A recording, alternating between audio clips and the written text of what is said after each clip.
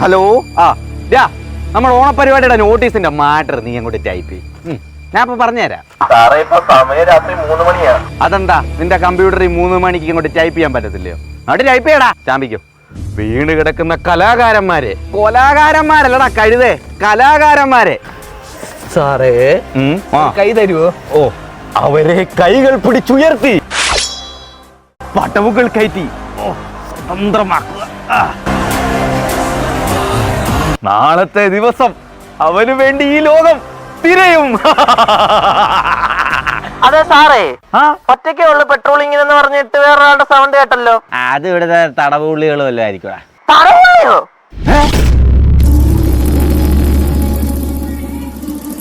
ഇവിടെ ജേർണലിസം പഠിച്ച് ഒരുപാട് റാങ്ക് മേടിച്ച് ഇഷ്ടം പോലെ ആൾക്കാരുണ്ടായിട്ടും ഒരു അത്ലറ്റായ നിന്നെ എന്തുകൊണ്ട് എടുത്തേന്ന് അറിയാവോ? അറിയത്തില്ല.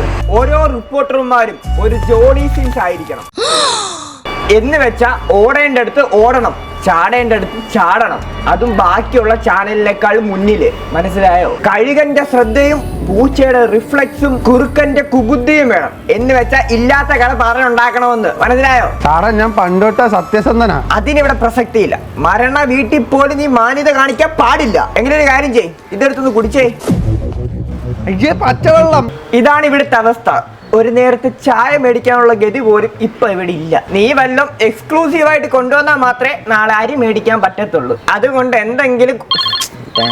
ഹലോ, ഗോവിന്ദച്ചാമി ജയിൽ ചാടിയോ? ഗോവിന്ദച്ചാമി ജയിൽ ചാടിയെന്ന്